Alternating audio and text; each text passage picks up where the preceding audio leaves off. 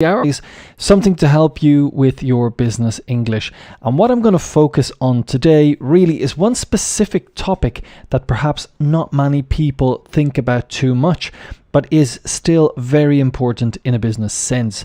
That is ethics in business, or business ethics.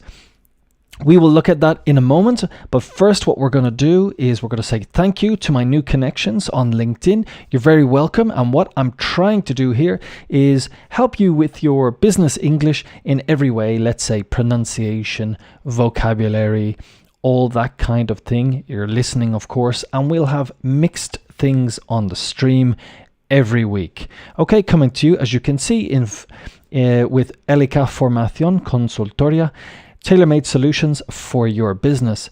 Now, what I'm going to do right now is to look at some vocabulary and pronunciation, new words. We're going to jump across and we're going to go into the wrap-up in LinkedIn. So I'm going to go over here and I'm going to make my screen a little bit bigger, put it on pause and bring it back to number 1 if I can. Normally what happens here is I forget, and then it just goes on. So let's jump into it. Let's make your 2023 a valuable one for improving on your English skills. Okay, we're going to look at some money here, and central bank chiefs to debate digital euro. So this is the implementation of a new digital currency in the Eurozone. Eurozone central bank chiefs will meet on Wednesday to discuss a possible digital euro currency. Politico reports. People would not need a bank account and could pay for things via a smartphone wallet. A digital euro would be guaranteed by central banks and would be less insecure than cryptocurrencies. So, how do you guys feel about not using paper money anymore? So I was in fact thinking about this morning, and with the current political climate in the world, the fear, if there's a blackout is if everything goes down, the electricity goes down, well then we have no crypto. Not crypto, so we have no, what's it called? Digital currency. So in one way I do understand, and having spoken to a lot of my students, they are indeed using their phones already to pay, and I think it could be quite useful.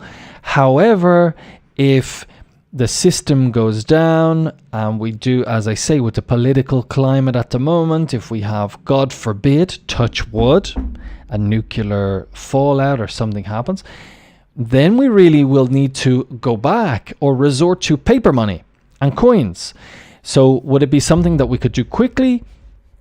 I don't know. However, I do see the digital euro or the digital currency as inevitable. I am a bit skeptical because then let's say you would be, if you do it already and you don't think about it, it's okay, but you will be followed, and you can be traced, as in everything you do can be followed, and we can see then target ads at you. And having just paper money and coins is a bit more anonymous. You can pay for what you want. Nobody knows what you spend your money on, and you feel a degree of anonymity. There will be people who are for this, and there will be people who are against it. However, it is inevitable in my mind. I think it will happen. I think the traditional banking sector and the governments are afraid of cryptocurrency because they do not control it.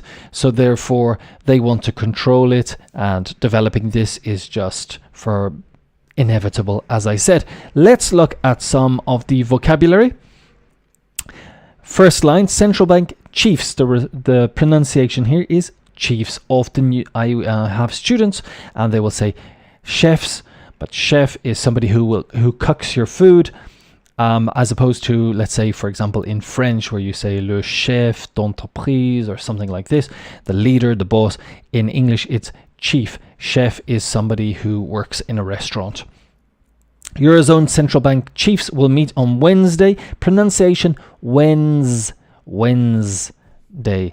Not really like the spelling. The D doesn't really exist. Wednesday, to discuss a possible digital euro currency. Again, be careful here. Discuss in English just means talk about. In other countries like Spain here, discuss can mean to argue. In English, it means just to chat, to talk about. People would not need a bank account and could pay for things via. Via means through or by. Through a smartphone wallet. A digital euro would be guaranteed by, guaranteed. Often here, guaranteed. No, it's gar.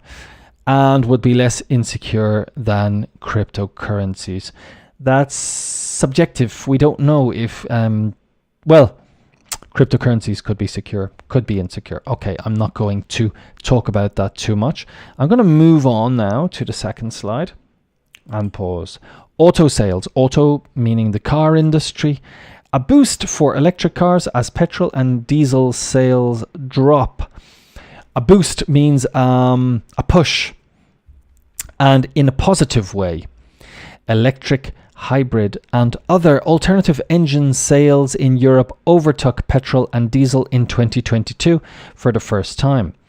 Almost 1.3 million cars were registered in Europe last year, with market share for EVs or electric vehicles up from 1.9% in 2019 to 22.6%.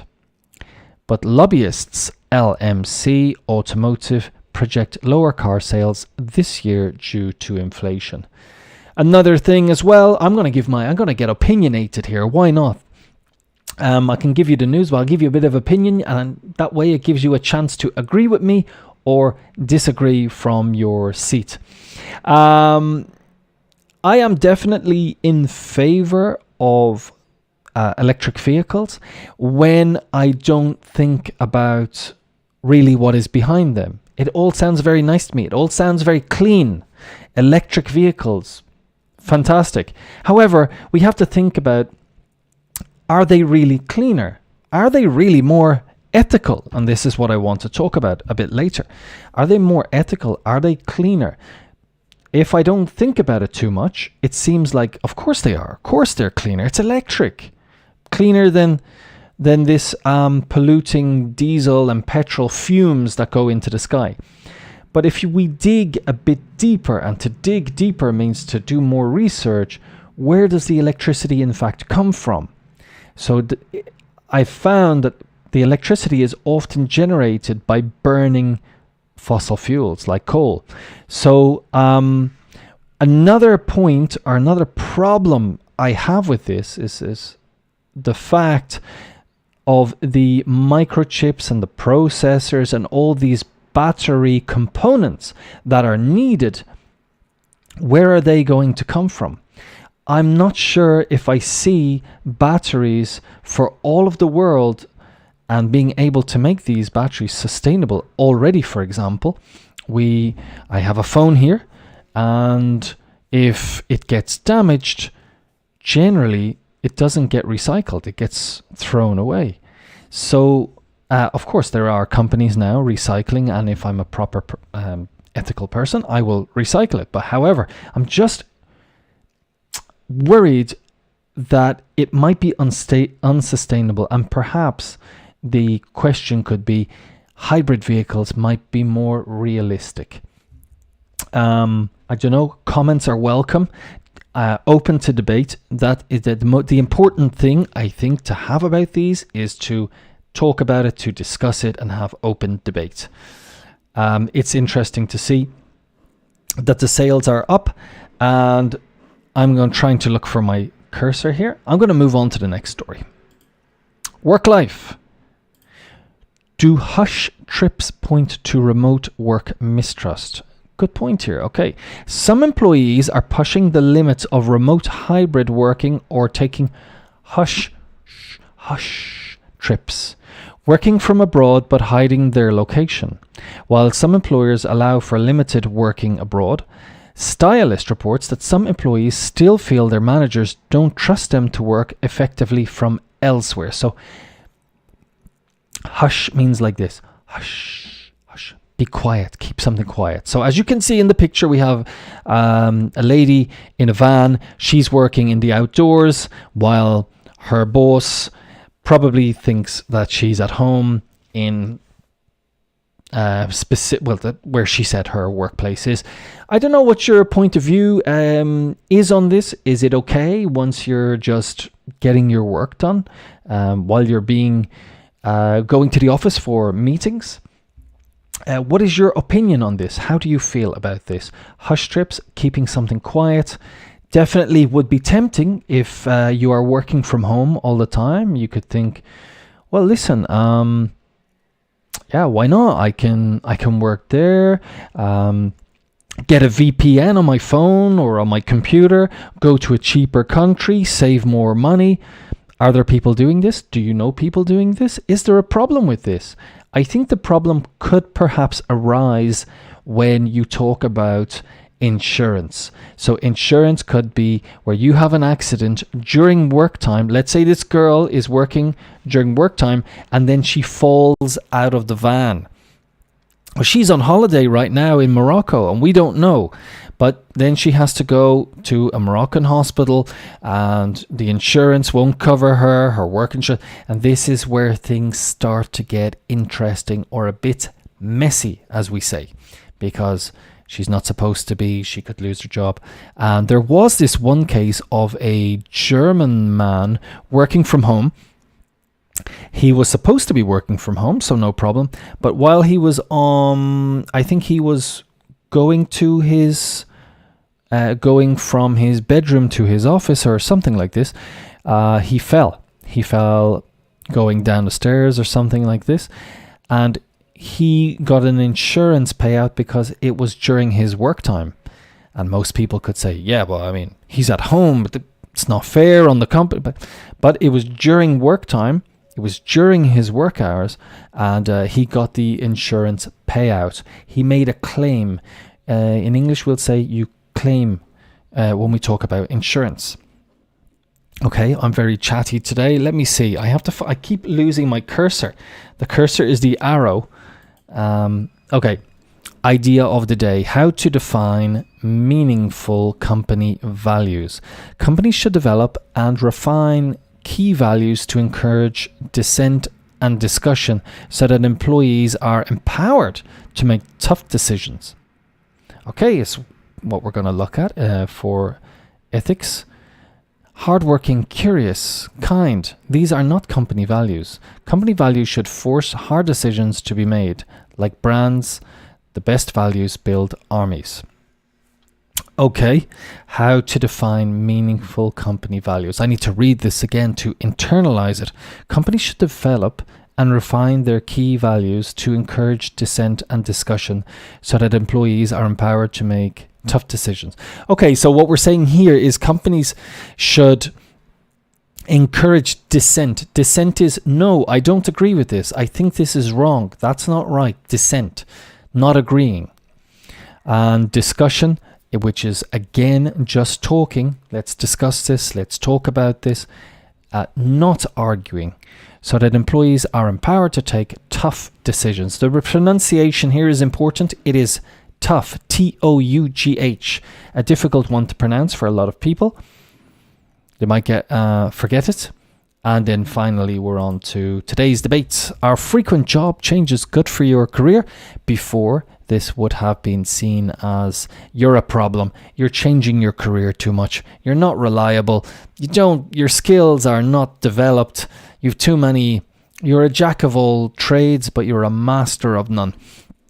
By changing jobs regularly, you can gain new skills, experiences, and become a more well-rounded professional. When well-rounded means more developed. It can help you understand the market value of your skills, making it easier to negotiate your salary and other benefits.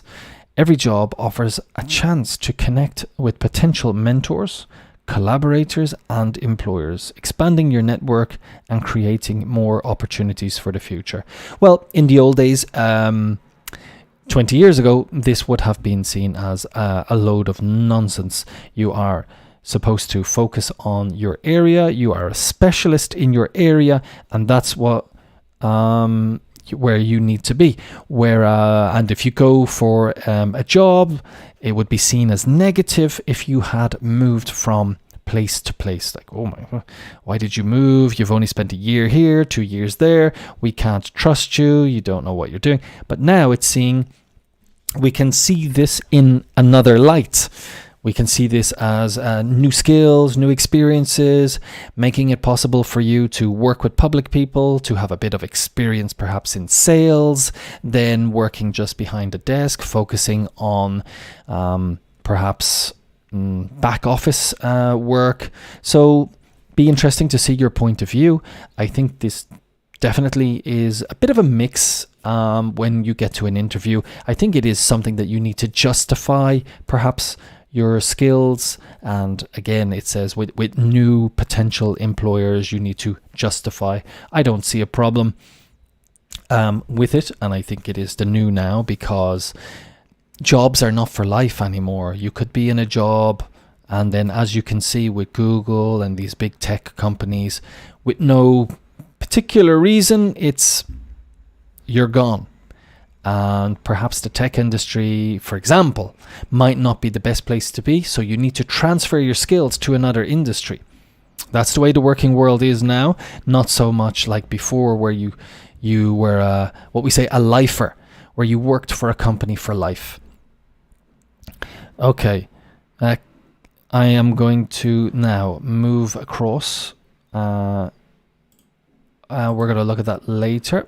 I'm all over the place here. Let me just go into my first thing. I want to talk to you about business ethics today. It's really where I'm going to focus. And what I want to talk about is what it is. Let's look at a definition of business ethics and how we can. It's not something people think about too much, but very important. Companies, what I'm going to do is I'm going to change this over here, if I can, so that you guys can see the writing over here. Great. So companies often face ethical dilemmas when trying to balance their desire for profit and growth with their responsibility to behave ethically and responsibly towards their employees, customers, the environment, and society as a whole. Some common ethical dilemmas that companies face include, and we're going to look at those now. So it's really trying to balance all these things, your customers, your employees, the environment, and society. Now, if we were to build a factory and we take all of these together, then we take all of the people who can be affected by the new factory. We call these guys stakeholders. The people who live near the factory, the people who are going to work in the factory, the people building the factory, stakeholders. If you think about someone holding a stake, maybe you can remember. Okay, so we're going to look at some of the common ethical dilemmas, and a dilemma is like a real big problem faced by companies nowadays.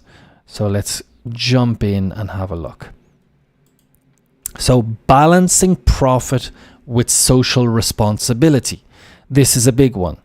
Balancing profit with social responsibility. Companies may face the dilemma of whether to prioritize making a profit over acting in the best interest of society as a whole.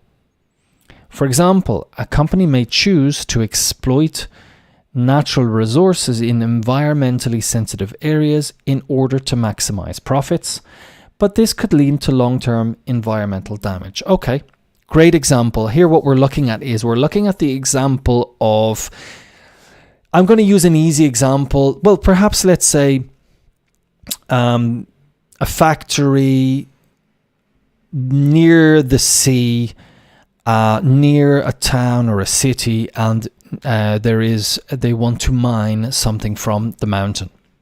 So when they're mining for silver or iron in the mountain, this is going to create a bit of a problem. You're going to need water. You're near the sea. You could affect the water of the city. You could affect the water in the sea. You could pollute the sea. So you have to, In the old days, the factory would be like, well, I give a bit of a, what do we call these, backhanders or bribe to a government official. They let me build my factory. I don't care about the sea. I don't care about the people. What really is important are my the people involved in my company and profits. But nowadays, not so easy, and you want to look good in front of society. And also, thankfully, we have government laws which will help you make your decisions, because perhaps you could move into an area and the law says if you want to build your factory here, you need to make sure your water is clean when it comes out of your factory, your runoff water. You need to sponsor. You have to do something good for the community. You could sponsor local sports teams. You could build a medical clinic. You could build or help build a school. You need to invest in the local community. And I think this is really good, because sometimes left to their own devices, companies really, or not the stakeholders, shareholders. These are people who own part of the company, and they can be in any part of the world. They only care about profits. So it's important to look at the legal side. But then, of course, the problem is okay, that place is a problem. They only care about they care too much about their community. So I'm going to go and build this place where I can pay a government official something, not invest in the community. I don't care. And I'm going to get a lot of profit. It is tempting for a lot of companies to do this, and this is what they are doing. But thankfully, we have social media nowadays, and we can call out these companies and draw attention to the world community about what these companies are doing. And we will take a look at some of these companies shortly. Let's quickly go on to the next one. It's balancing transparency with confidentiality. So here's another dilemma faced by a company when they are trying to behave well. Companies may face the dilemma of whether to disclose sensitive information to the public or keep it confidential. For example, a company may know that one of its products has a safety issue, but may choose to keep it quiet in order to avoid damaging its reputation. Yes. This was a dilemma that was faced, for example, by Volkswagen. A few years ago, Volkswagen knew that they were polluting at a higher level than they were supposed to. So what they did was they decided against transparency. They decided not to tell the public. They decided not to tell the people, and they decided to fake the results, or to put in something in the car which showed that the emissions of the car, the bad emissions, was less than what it was. Eventually, the company was found out and they were fined, which is they had to pay money, I believe, but it depends which company or which country they operate in. And I actually don't know if it had much of an effect, but ethically it was wrong. Or but it maybe depends on which area, on who you are as a person in society. The government says you need this level in Europe, and they don't tell the wider community. We are being we suffer with the cars going around with these emissions. So it really is wrong. It really is unethical, but the company chose to ignore it because they chose profitability and confidentiality over transparency. So we say they chose profitability and confidentiality, secrecy, over, which is more important, transparency. Volkswagen was that company. Moving on to the next one, and there's more examples. We'll have a look in a minute. Again, here we go. So now we have the next one, which is balancing diversity with discrimination. Let me check the time. Balancing diversity with discrimination. Okay, this is about people. Companies may face a dilemma of how to promote diversity and inclusion while avoiding discrimination against certain groups. For example, a company may want to promote diversity by hiring more women and minorities, but it could face accusations of reverse discrimination if it gives preferential treatment to certain groups. That is one that is definitely a valid argument right now, because we call this positive discrimination. While you're promoting, let's try and get more women in the company, let's try and get more minorities. We don't have enough. This is very male dominated, very white male dominated company. So hopefully we can get more women. But when you look at the CVs that you receive, perhaps the men are more qualified, or perhaps, who knows, like older men might be more qualified. But it's kind of reverse discrimination then if we don't take those. They are more qualified, but we have a quota that we want to fill. This is something that I think is a difficult decision to make. It might be seen as, is it more ethical to give it to the person who has worked harder, who has gained the experience, who has got better results in their university? Or should we do positive discrimination and get those numbers from minorities, minority groups in the country, show them in the company, even though they perhaps didn't work as hard, they didn't get as much experience or as much results in their university exams. They don't deserve it, let's say, as much, but they're getting the job because of their sex, because of their gender, because of their race. I find it a very difficult one.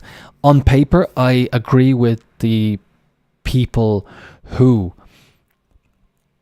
worked harder, the people who deserve it in the sense of experience, the people who worked hard for the job. But on the other hand, I do think that showing more women, let's say, or minorities, then can have an impact on the younger generation, and they see and they go, yes, I see an equal amount of women in the tech industry. I also want to be in the tech industry, so as not to just see these areas are that's for men, that's for women. So I do think it's difficult. But in some ways I do support, for a period of time until things normalize, I do support a period of time for positive discrimination, even though I do know it is slightly reverse discrimination. It's a difficult choice, but I do feel it can work. So I'm trying to think of other examples of this, and I can't at the moment. So I'm going to move on. Next one. Balancing customer privacy with data collection. Right, this is interesting. Companies may face the dilemma of how much customer data to collect and how to protect it from unauthorized access. For example, a company may want to collect data about its customers' browsing habits in order to personalize its marketing messages, but this could be seen as an invasion of privacy. Well, this is something that when you go into websites and it's cookies and they follow you, so I believe Facebook following your habits, your online habits, and then selling it to third parties. Is it unethical? I think it's unethical. I do. And I think we need stricter laws to opt in or opt out of this. And again, this will have to be done by governments, but it is definitely something that's very widespread. It's done. It's very common, and the companies want to get as much information to sell on you. It's no secret now, but I do think we need stricter laws to stop them from doing this if we don't want them to. Yeah, I think it's for a company to not do it, such as Facebook or companies like Meta or other companies, they can lose a lot of revenue, a lot of profit. So it's a tough decision for them to say, hey, you know, this is unethical not to follow these people because we're going to lose a lot of money. Let's go down here. Balancing employee privacy with monitoring. Okay, this is what I just looked at. So that's a double one. Right, so there are some dilemmas. And one thing I wanted to talk to you about is what companies do. And it's a cheaper way to not be ethical is to appear ethical. So this is called greenwashing. It's a term used to describe false, misleading, or untrue action or a set of claims made by an organization about the positive impact that a company, product, or service has on the environment, let's say. So what you're doing is you're saying that we provide money to these agencies to protect the environment, and that sounds good, and maybe put a nice logo. For example, we'll put a nice logo for, let's say, coffee, right? We have a coffee company and we are not being very nice to the producers. There's no fair trade. We're taking advantage of the producers, giving them a terrible price. What we'll do is we'll maybe do the minimum so we can put fair trade on our coffee. We will and then create a new logo that is a green leaf and the cocoa bean, and we'll make it look. So this is marketing, focusing on marketing rather than actually helping the community or the environment, because it's much cheaper and we get to keep our profits and public opinion. Well done. So it's great for us, but this is called greenwashing, and we're going to look at some of the companies now that are guilty of this and what they did. So let's jump over there and have a look at 10 companies who did this. 10 companies called out for greenwashing. To call out is be accused. Like, I know you're doing it. You did this. So we're going to look at some of these companies. And the first one is Volkswagen, which we talked about. They eventually were caught and they admitted to cheating on their emissions test. Next, we have BP, British Petroleum. It's a fossil fuel giant. It's an oil company. And what did they do?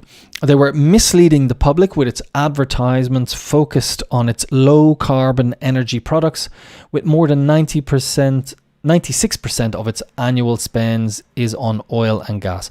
So cheating again.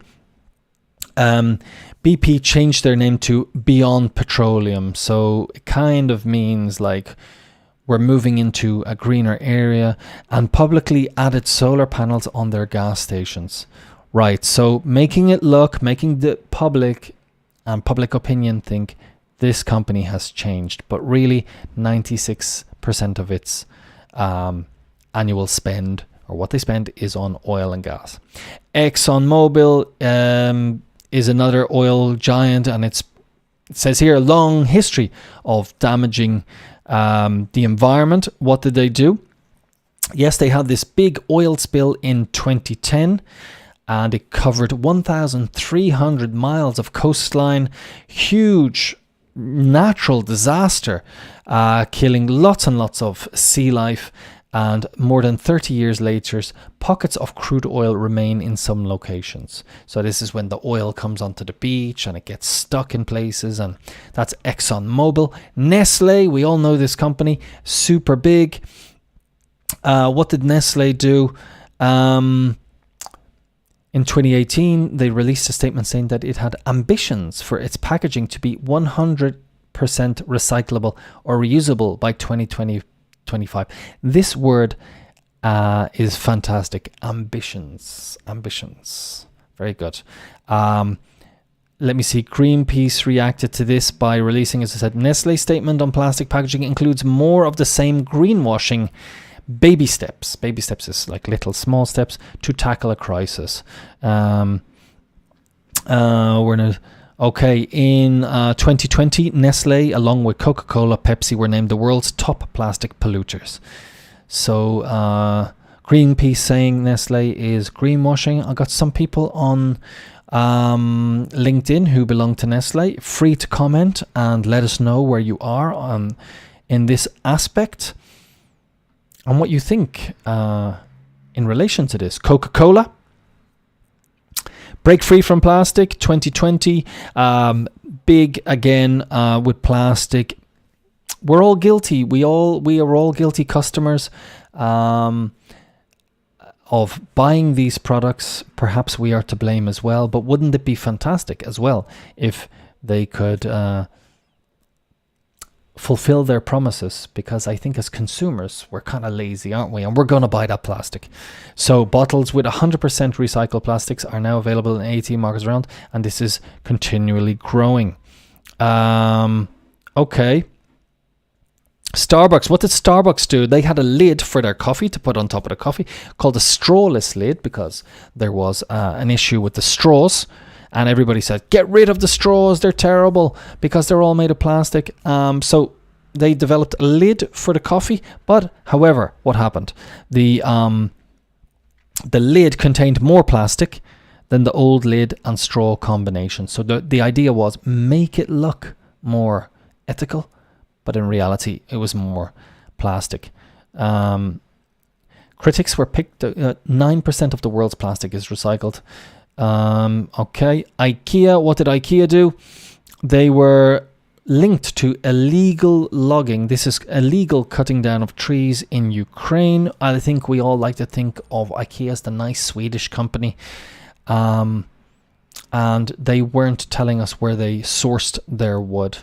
So there's a few companies, major banks as well, were caught up in some scandals, plastic bottled water companies. So it is something, this is called greenwashing. We pretend that we are, or we say, we use specific vocabulary like we intend on doing this, or we hope to be there in 2025, and then kick the can down the road. Kicking the can, 2027 is the new date that we have. So this is ethical. What can we do? Do we have to have the law force these companies? Unfortunately, I think in some cases the government needs to intervene, but the customer is becoming more ethically minded. We have companies such as Patagonia, which are very ethical in the way they give back to the community, the way they source everything is very ethical. Patagonia clothing,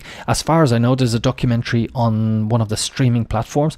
Another one, for example, like banks. We don't know where our money is going to get the profits for the banks, but there is a bank from the Netherlands, which perhaps is in your country. It's called Triodos, or Triodos in English.